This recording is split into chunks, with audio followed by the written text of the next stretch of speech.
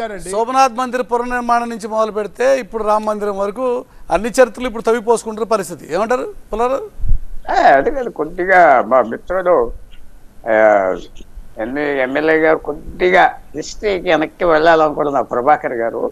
ఆ రోజు నెహ్రూ గారు ఇలా చేశారు, నెహ్రూ గారు అలా చేశారంటే కరెక్ట్ కాదు. నెహ్రూ గారు చేసింది ఎందుకు చేశాడు? ఆ 51 సమయంలో కాశ్మీర్ పక్కన ఇంటర్నేషనల్ ప్రెషర్ ఉన్నది, ఎన్నో ప్రెషర్స్ ఉన్నాయి. ఆయన పెద్ద రోల్ ప్లే చేశాడు.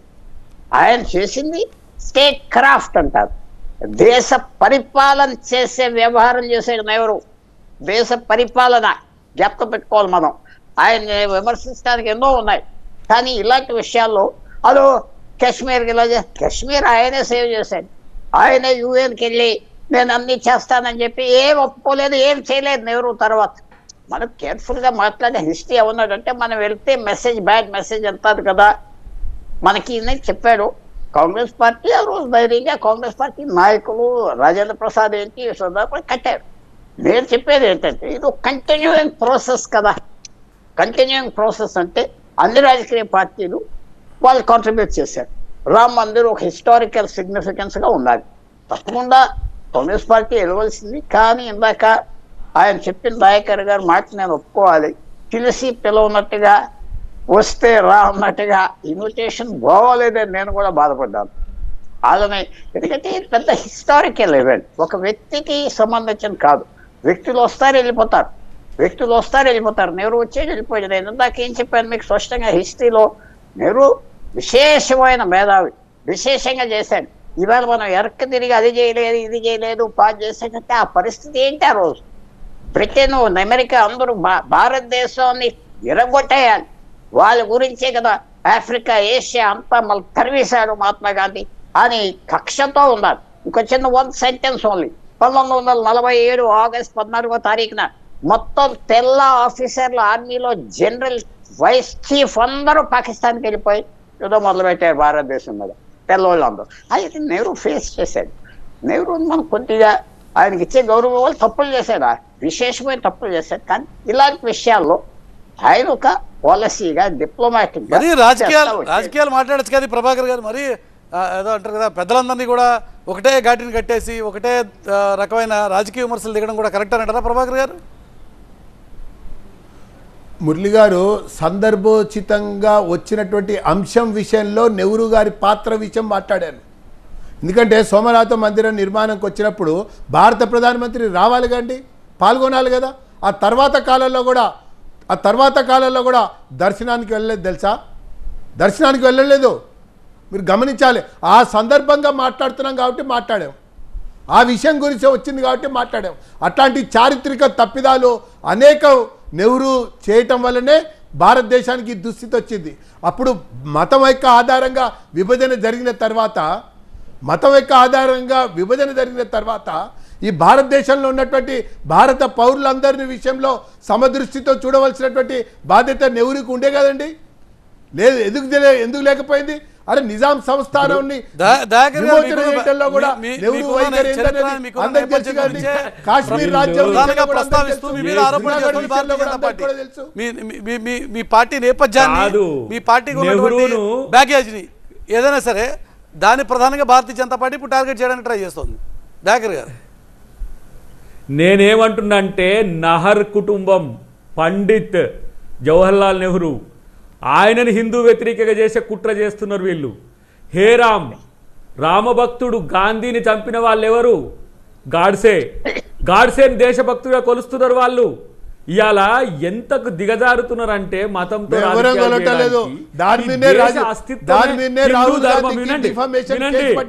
వినండి ప్రభాకర్ గారు, వినండి కొంచెం వినండి. తప్పైందని చెప్పని కోర్టులో చెప్పుకోవాల్సి వచ్చింది. కోర్టులో తప్పైందని చెప్పని రాహుల్ గాంధీ వినండి కొంచెం. వినే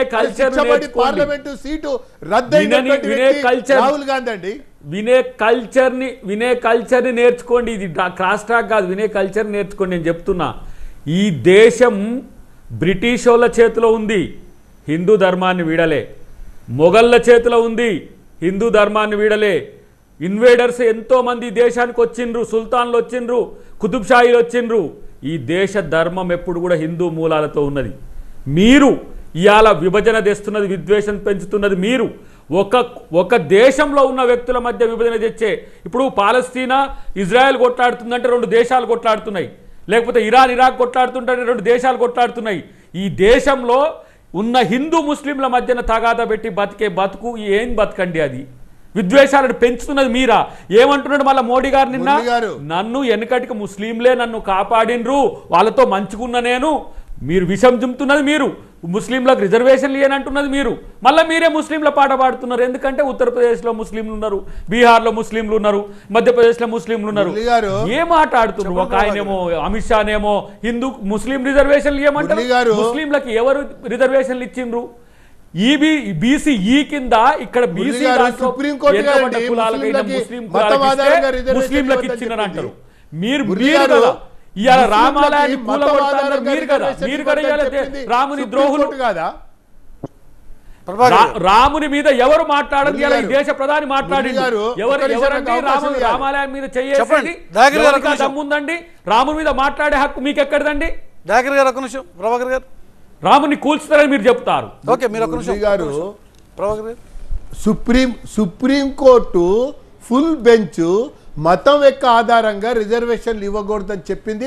సుప్రీంకోర్టు ఫుల్ బెంచ్. బీజేపీ తర్వాత మాట్లాడింది మతం ఆధారంగా రిజర్వేషన్లు ఉండకూడదని. కానీ ఫస్ట్ చెప్పింది ఎవరు? Supreme court full bench. అది కూడా భారతదేశంలో కాంగ్రెస్ ప్రభుత్వాలు ఉన్నటువంటి ఒక సమయంలోనే మాట్లాడినటువంటి మాట ఒకటి. తర్వాత రెండోది, మేము ఈ దేశాన్ని నిర్మించాలనుకున్నప్పుడు, దేశం యొక్క సాంస్కృతిక వైభవాన్ని చాటాలన్నప్పుడు జరిగిన చారిత్రక తప్పిదాల్ని కవర్ చేయాలా వద్దా? దాన్ని మళ్ళీ మనం చరిత్ర ప్రకారంగా ముందుకు పోవాలా వద్దా? ఇది కావాల్సింది.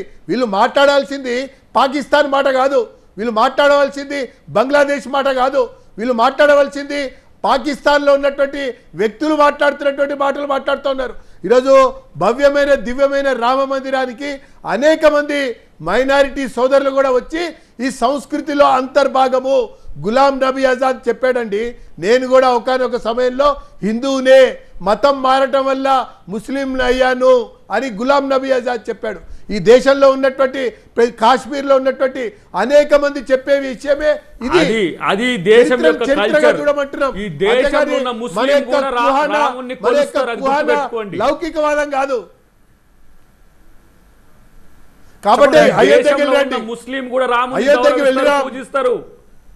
ఈ దేశంలో అంత రాముని గౌరవం, అది రాముని తక్కువ చేస్తున్నది మీరు, మీకు పరిమితం చేసుకొని కుహానా వాదాన్ని పెంచుతున్నది మీరు ప్రభాకర్ గారు. రాముడు